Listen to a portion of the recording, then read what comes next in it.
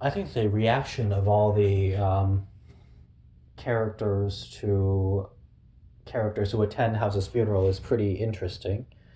So first of all, I want to say I wonder how some other people who knew House might have reacted, like Dylan Crandall, the guy we see in season two, who was House's friend in college, and also Juan Alvarez, who was House's friend in the mental institution, as well as the guy that House helped find out about his son's passing, and the author that House saved, the child that House saved, and basically all the people that House saved, all the patients, as well as all of House's friends. Like, for instance, the friend that he had who told him that Dominica liked him, and also the friend that he had. And, like, I wonder how all those people felt.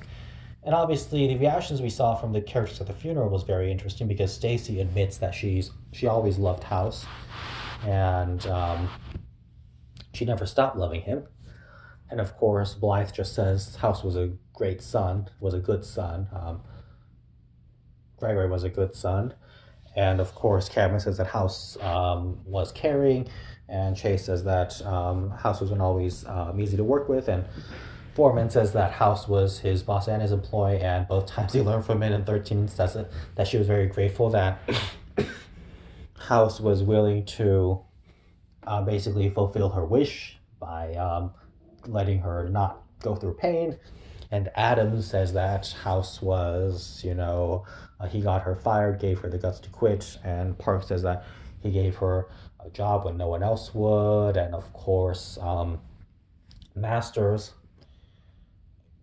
mentions that House gave her the courage to quit. And so all very touching. And of course, Wilson's eulogy is funny because he starts out like really mad and just like going at it.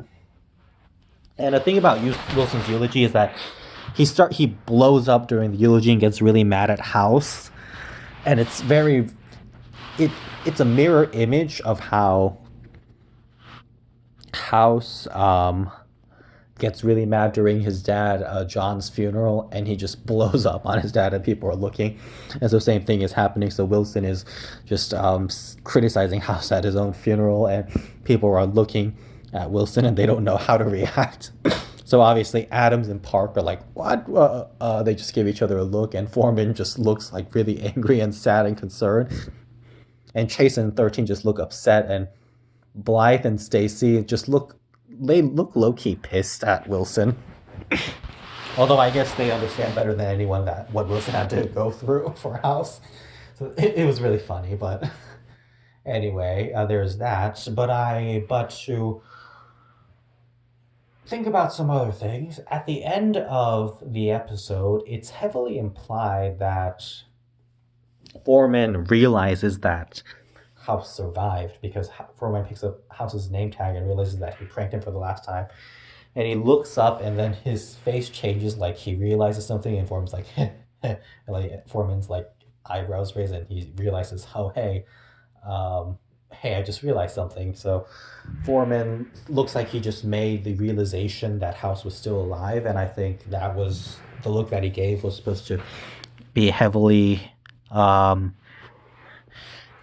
suggestive that Foreman is also someone who knows that House survived. And I'm going to make the theory that Blythe Greg House's mother, also probably figured out that House survived because if you think about it, Blythe did seem to know a lot. So in season two, she seemed to be very understanding of Greg and how he was going to act. And in season five, she also intentionally held the funeral back. She postponed Greg's dad's funeral, knowing that House would intentionally try to get out of it and arrive as late as possible against his will. So she's able to predict House's every single move.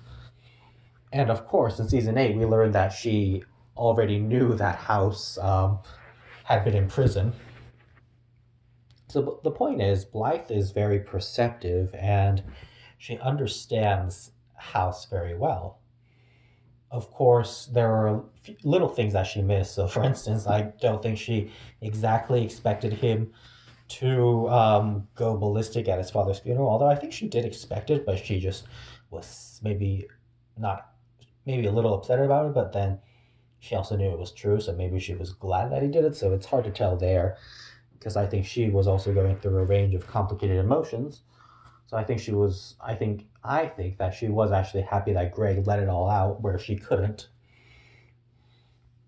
And she also obviously didn't know about Dominica, so maybe that was another area where Greg did outsmart her a little bit.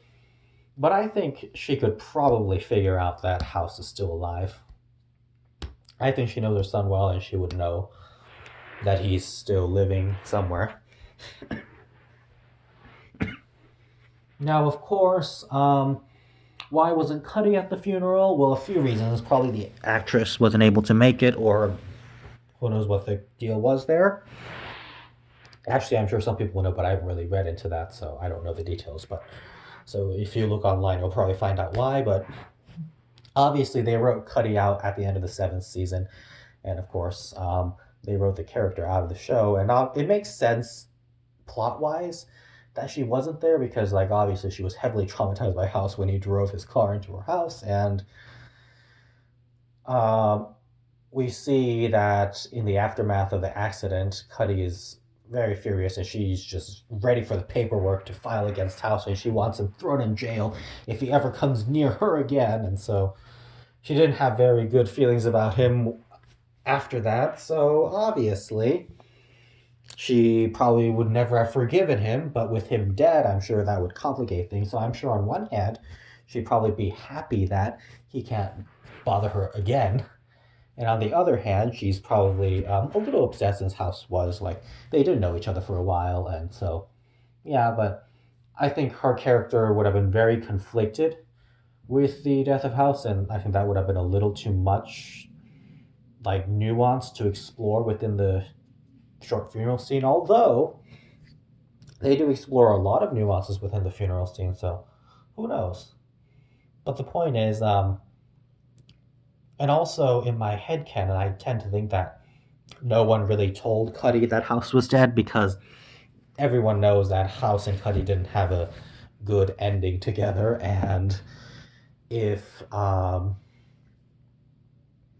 yeah, they probably just didn't want to break the news to her because, like, she probably didn't even want to hear his name. And so, and I get the feeling that Cuddy moved away, like far away, to, like, I don't know, Oregon, California, or something, because she didn't want to be reminded of Princeton Plainsboro anymore. So that's, and also if you think about it,